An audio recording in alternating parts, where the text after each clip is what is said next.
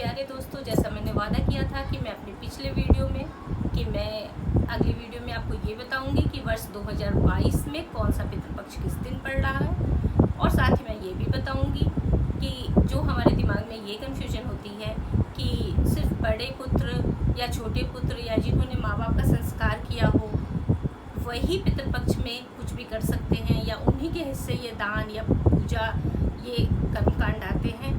तो इस संदर्भ में जो भी हमारी शंकाएं हैं उसमें मेरा जितना ज्ञान है उस हिसाब से मैं आपको ज़रूर ही मार्गदर्शन करूँगी।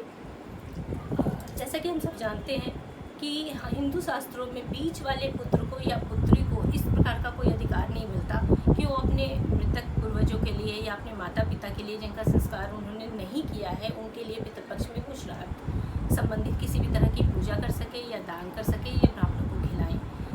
ये कॉमन मान्यता है। लेकिन जहाँ तक मेरा विचार है कि हिंदू रिचुअल्स में जो माता पिता ने बड़े पुत्र को जन्म दिया है उसी ने मझले को दिया है, उसी ने छोटे को दिया है, उसने पुत्रियों को भी किया है। कैसी स्थितियाँ होंगी जबकि मझले पुत्र या पुत्री, जिसके बारे में सबसे ज़्यादा कन्फ्यूजन है, वो इनमें पितृपक्ष के दरमियान क्या कर सकते हैं। तो पहले मैं ये बोलूँगी कि वो पुत्र जो बड़े हैं या छोटे हैं और जिन्होंने अपने माता पिता का संस्कार किया है उनका तो सीधा सीधा है कि वो पितृपक्ष में अपने माता पिता की तिथियों को ज्ञात करके उस दिन पे भोजन बनाएंगे या मंदिर में देंगे, भोजन ले जाके ब्राह्मणों को बुलाएंगे, खिलाएंगे और उनको दान देंगे और पितृपक्ष के दरमियान अपने पूर्वजों को जल अर्पित करेंगे, उनसे प्रार्थना करेंगे अपने अच्छे जीवन के लिए और उनकी सुख शांति के लिए और अपने भी सुख शांति के लिए।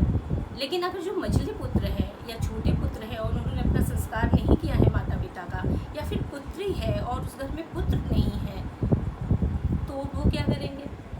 अगर छोटे पुत्र ने माता पिता का संस्कार नहीं किया है और वो ऐसा करना चाहते हैं तो वो खुशी खुशी ऐसा कर सकते हैं, क्योंकि अपने माता से गुणसूत्र उनको भी मिले हैं, अपने माता पिता या पूर्वजों का ऋण उनके ऊपर भी है। और किसी भी तरह की दान धर्म, मंदिर में खाना देना या ब्राह्मणों को खाना खिलाना या पशु पक्षियों को खाना खिलाना, ये कहीं से नुकसान तो नहीं करता। अगर हमारे पूर्वज ये देखते हैं कि मेरे छोटे पुत्र ने दिया है तो वो नाराज थोड़ी ना होंगे। ये कॉमन बातें हैं, वो खुशी होंगे, वो आशीर्वाद ही देंगे। छोटे बच्चे आराम से कर सकते हैं।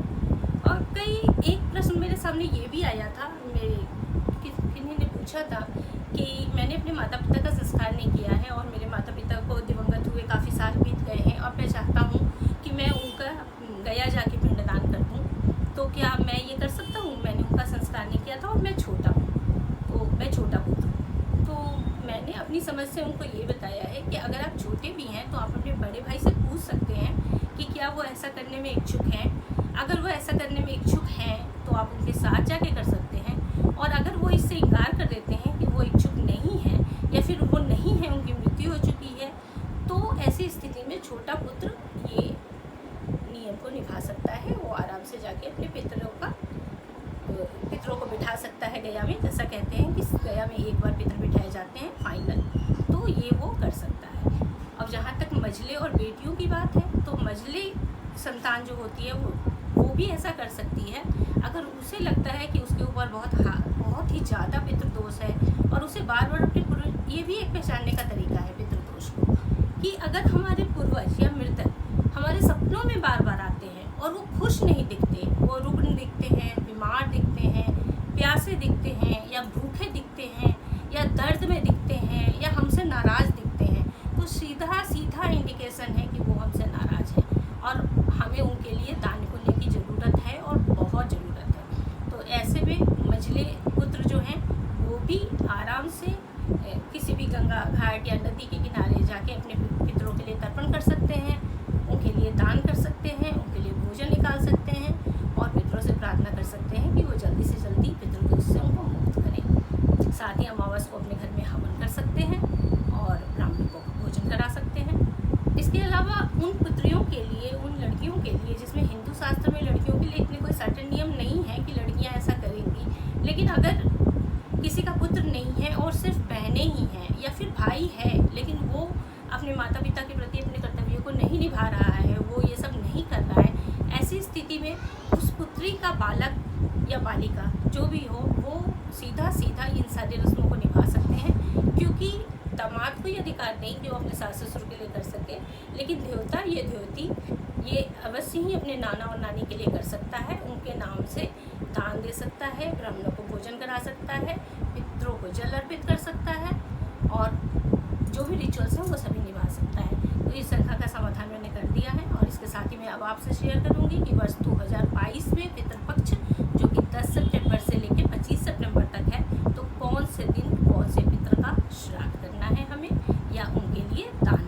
या पूजन करना है। तो सबसे पहले ये शुरू होगा 10 सितंबर 2022 जो पूर्णिमा का श्राद्ध होगा। जैसा कि हम सभी जानते हैं या अगर आप नहीं जानते हैं तो जानें कि जिस तिथि को जिसकी भी मृत्यु हुई थी, जैसे आप माने कि कोई एक तिथि ले ले जिस तिथि में किसी की मृत्यु हुई थी, जैसे कि 9 अप्रैल 2015 को अगर किसी की मृत्यु हुई है तो उसकी तिथि थी पंचमी। तो अब अगर हमें उनका श्राद्ध करना है तो हम पंचमी तिथि को उनका श्राद्ध करेंगे। पर इसमें भी एक रूल है कि अगर वो विवाहिता हैं, अगर वो सौभाग्यशाली हैं या अगर वो बच्चे हैं, छोटे नवजात शिशु थे या अगर वो अविवाहित पुरुष थे या सन्यासी थे तो उनका किस दिन करें, तो मैं ये भी साथ साथ बताती जाऊंगी आपको। आप ध्यान से सुनो। 10 सितंबर 2022 को हम पूर्णिमा का श्राद्ध करेंगे। अगर किसी की मृत्यु शुक्ल या कृष्ण पक्ष की पूर्णिमा को हुई है तो उनका श्राद्ध इस दिन किया जाएगा। और साथ ही 11 सितंबर 2022 को हम प्रतिपदा यानी पहली तिथि का श्राद्ध करेंगे। और इस बार और ये ध्यान रखेंगे, मैं जब भी बोल रही हूँ कि उस तिथि को करेंगे तो इसका मतलब कि महीने की शुक्ल पक्ष या कृष्ण पक्ष दोनों की प्रतिपदा, क्योंकि हम 16 दिन का ही हमारा ये होता है। तो 16 दिन में एक पूर्णिमा, एक अमावस और बची हुई जो 14 तिथियाँ होती हैं उसमें शुक्ल पक्ष और कृष्ण पक्ष दोनों ही होती हैं। तो हम प्रतिपदा का साथ श्राद्ध करेंगे 11 सितंबर को और इसी दिन हम द्वितीया का भी श्राद्ध करेंगे इस बार। और साथ में हम यानी 12 सितंबर को जो द्वितीया का श्राद्ध होना था वो भी हम इसी दिन करेंगे 11 सितंबर को ही। 13 सितंबर को हम करेंगे तृतीया का श्राद्ध और 14 सितंबर को हम करेंगे चतुर्थी और पंचमी। इन दोनों का श्राद्ध एक ही दिन होगा। वैसे आपको मैंने पहले ही बता दिया है, जिस तिथि को जिनकी मृत्यु हुई होगी वो तिथि निकाल के हम उस दिन उसका श्राद्ध करते हैं। 16 सितंबर को हम षष्ठी का श्राद्ध करेंगे। और साथ ही पंचमी तिथि के साथ मैं आपको एक बात और भी बता दूं कि जिनकी भी मृत्यु अविवाहित अवस्था में हुई है, यानी कि अगर उनका विवाह नहीं हुआ था और वो विवाह के लायक थे, तो उनका श्राद्ध हम पंचमी की तिथि को करते हैं। 16 सितंबर को षष्ठी का श्राद्ध, 17 सितंबर को हम सप्तमी का श्राद्ध करेंगे, 18 सितंबर को अष्टमी का, 19 सितंबर को नवमी का श्राद्ध करेंगे। ये तिथि बहुत महत्वपूर्ण है।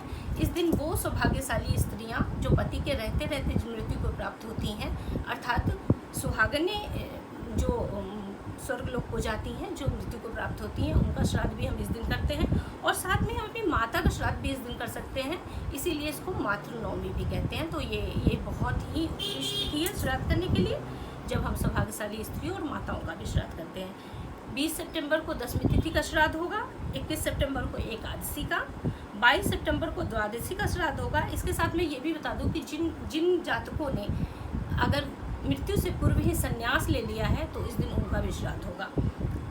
23 सितंबर को त्रयोदशी होती है और इस दिन हम त्रयोदशी का श्राद्ध करेंगे। और साथ ही वो नवजात शिशु जिनकी मृत्यु हो गई थी अज्ञात तिथियों में, पता नहीं है या पता भी है, तो उस दिन हम नवजात शिशुओं का भी श्राद्ध कर सकते हैं। इसके अलावा 24 सितंबर को हम चतुर्दशी का श्राद्ध करेंगे।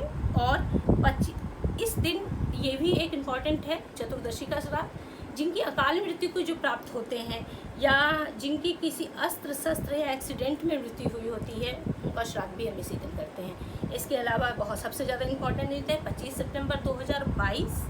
आज के दिन हम अमावस्या का श्राद्ध मानते हैं और इस दिन हम उन सभी अज्ञात पितरों का श्राद्ध करते हैं जिनके प्रति हमें कोई भी कर्मकांड में त्रुटि रह गई और जिस कारण से हमारे पितर हमसे नाराज़ हैं। तो ये दिन सबसे स्वर्णिम दिन है अपनी गलती को सुधारने का। तो इस दिन हम अज्ञात पितरों का श्राद्ध करते हैं, साथ ही पितृ विसर्जन या सब पैतृक श्राद्ध करते हैं। और ये दिन साल में एक बार आता है और जिनके ऊपर पितृदोष है उनको इस मौके को बिल्कुल नहीं गंवाना चाहिए और इस दिन सारे विधि विधान के साथ तर्पण, दान और पूजन करके अपने पितरों को प्रसन्न करना चाहिए। और आपकी आगे उन्नति के लिए बहुत बहुत शुभेच्छाएं, मेरी मंगल कामनाएं कि इस पितृपक्ष में आप अपने परिवार की उन्नति के लिए जो कर सकते हैं, जो उपाय कर सकते हैं, जो हमारे हिंदू धर्म में हमें प्रदान किया है कि हमारे 15 दिन हम अपने पूर्वज से माफ़ी मांग सकते हैं या उनका आशीर्वाद ले सकते हैं, तो आप ज़रूर करें। मेरी मंगल कामना सदा सदा आपके साथ और एक और बहुत छोटी सी अच्छी सी प्यारी सी वीडियो के साथ आपके अगली बार आपका स्वागत करूँगी और उसमें एक नए टॉपिक और नए उपाय के साथ आपसे मिलूँगी। मैं ज्योतिषाचार्य राखी। नमस्कार।